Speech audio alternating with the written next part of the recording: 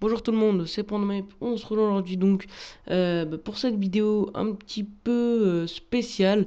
Donc on va voir ensemble les résultats des matchs de qualification de la Coupe du Monde 2014 qui se passera donc au Brésil. Allez, c'est parti, on commence. Un tout petit message avant de débuter. On arrête donc dans la Sports Nation Channel pour l'instant. On met une petite pause, on met en pause la série des résumés faits par VideoGueur avec les annonces, les résultats de matchs de Ligue 2 et de Ligue 1 qui étaient prévus. Donc on pourra la prendre peut-être plus tard, mais bon, pour l'instant, elle est mise en pause. Allez, c'est parti comme je disais. Alors j'ai pris donc les matchs les plus importants, les meilleurs matchs, les plus importants, on va dire. Donc c'est parti, donc Espagne-France, 1 partout. Alors c'était un match exceptionnel.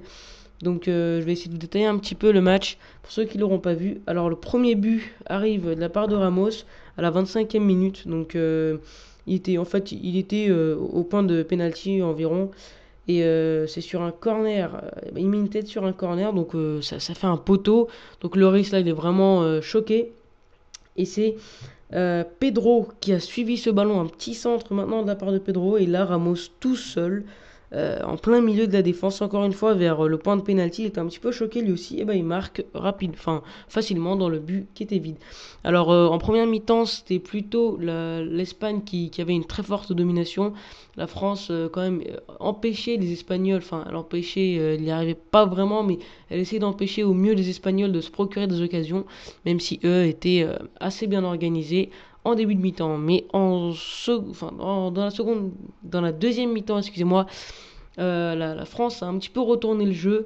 Ils ont réussi à se construire des occasions, à rattraper leur petit recul qu'ils avaient en première mi-temps. Donc c'est vrai que le moral était un petit peu bas. Il y avait un 0. C'est donc quand même en première mi-temps. Vraiment, il y a eu un but refusé par hors-jeu. Alors le hors-jeu, franchement, ça va être très difficile à juger. Donc le but a été refusé, donc ça s'est terminé 1-0 et c'est pour ça que les morales étaient un petit peu bas, mais ils avaient repris confiance. Le but refusé donc par hors-jeu, c'était sur un coup franc venu de la droite, si je me rappelle bien. C'était Benzema donc qui prend la tête au second poteau. Donc du côté gauche, il la remet en face de lui au premier poteau, c'est-à-dire celui de l'aile droite, et Menez qui marque de la tête dans le but. Alors l'arbitre, lui, a signalé hors-jeu, et ça, comme je dis, c'est à revoir, ça va être difficile de juger. Donc c'est en deuxième mi-temps à la 94e minute, sous une énorme pression française, action par action, ils arrivaient à contrer. Chaque fois, il y avait un manque de chance, un petit problème. C'est à la 94e minute que la France réussit donc à égaliser grâce au but de Giroud. Alors c'était après une interception d'Evra qui avait stoppé le ballon par le genou. Donc c'est Sissoko qui a repris ce ballon stoppé par Evra et il a fait une bonne accélération.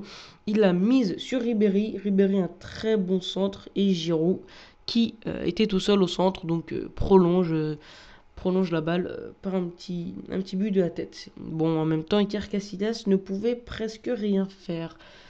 Passe donc au match Allemagne-Suède. Alors c'était un match exceptionnel, un vrai derby. Donc les buts, c'est Miroslav Klose qui marqua le premier but du match à la 8e minute et il fait son doublé à la 15e. Donc le troisième but, donc là ça fait déjà 2-0 pour l'Allemagne, un très très bon début, mais vous allez voir que ça va changer.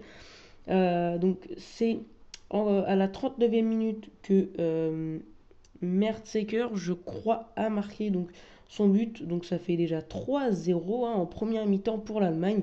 Et Mesut Özil, 56e minute, marqua le but vraiment assez définitif, 4-0 pour l'Allemagne. Ibrahimovic reprend tout ça à la 62e minute, 4-1. Peut-être un petit peu d'espoir, même s'il reste pas énormément de temps. 62e minute, je rappelle. Lusting à la 64e minute et Elmander à la 76e minute. Et c'est Helm à la 93e minute qui marqua le but décisif 4-4, un match énorme. Continuons avec Portugal, Irlande. Alors là, je pourrais pas vraiment vous renseigner puis regarder le match. Donc, mais j'ai vu quand même un petit extrait, disons. C'était un bon match, mais c'est vrai que l'Irlande du Nord a quand même assez bien résisté au contre portugais. Italie, Danemark. Alors, les buts sont assez décisifs, on va dire, hein. Le Danemark a quand même essayé de reprendre, mais ça a été dur pour eux.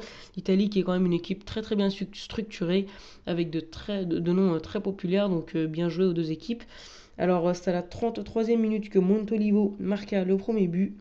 37e minute, l'Italie continue dans sa lancée par un but de De Rossi. À la 45e minute, juste avant la pause, le Danemark marqua, c'est Kvist qui marque le but, donc ça donne un petit peu de morale juste avant de se reposer. Et Balotelli met un but décisif à la 55e minute. Le moral de l'équipe de Danemark était quand même assez bas. Roumanie-Pays-Bas, donc 4-1. Là encore une fois, je pourrais pas vraiment vous donner d'informations, donc c'est encore une fois bien joué aux Pays-Bas, mais qui est quand même une équipe, comment dire, oui, encore une fois, très bien structurée, hein, avec une bonne équipe défensive, mais surtout à l'attaque, quand on attaque, c'est vrai qu'ils ont des joueurs très très forts au niveau de l'attaque, donc bien joué encore une fois. Aux Pays-Bas, Hongrie-Turquie, alors là c'était un, vraiment un retournement de situation. Donc la Turquie qui espérait prendre une bonne victoire. Donc c'était un match au début très bien débuté pour les Turcs en première mi-temps. Mais la Hongrie a su se défaire du style turc en faisant de très très bons contre-offensifs avec de très très bonnes passes, très bien organisées.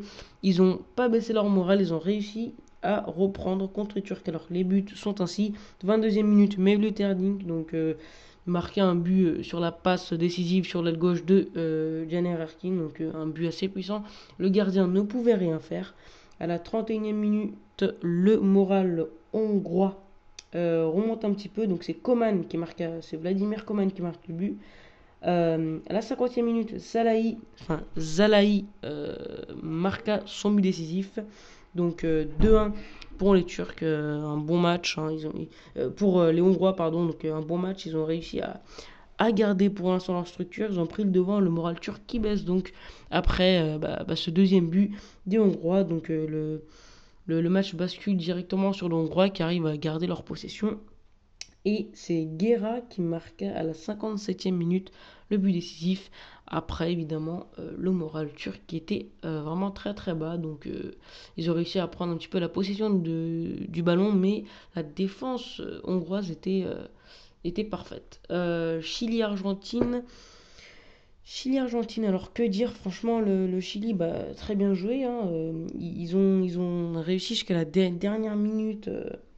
Bah, toujours garder le moral et essayer de marquer. Donc ils n'ont pas lâché l'affaire. L'Argentine donc qui marqua à la 29e minute je crois, donc un but de Messi.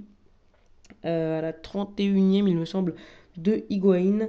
2-0 donc dès la première mi-temps. Le Chili était vraiment déstabilisé.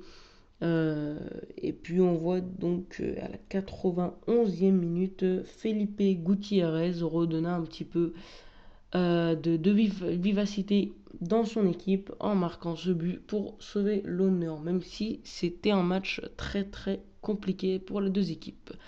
Petites informations utiles si vous voulez, notre mail sportsnationchannel@gmail.com, notre Facebook, donc vous recherchez sur Facebook Sports Nation Channel encore une fois, notre YouTube si vous ne regardez pas cette vidéo depuis YouTube, donc voici l'adresse. Alors vous pouvez faire partie de notre staff, vous pourrez nous aider, nous faire des vidéos avec nous. Si vous avez des vidéos prêtes, envoyez-les-nous par mail et puis on les postera sur notre chaîne. Après, je préfère, oui, bon, que ce soit par mail ou par un message YouTube, il n'y a aucun souci. Donc n'hésitez pas, hein. Sinon, pour ceux qui pensent, enfin, pour les messages YouTube, n'hésitez surtout pas, puisque je suis vraiment quasiment, enfin, tous les jours, je fais au moins un petit passage sur YouTube, donc n'hésitez pas. Allez, je vous remercie, salut!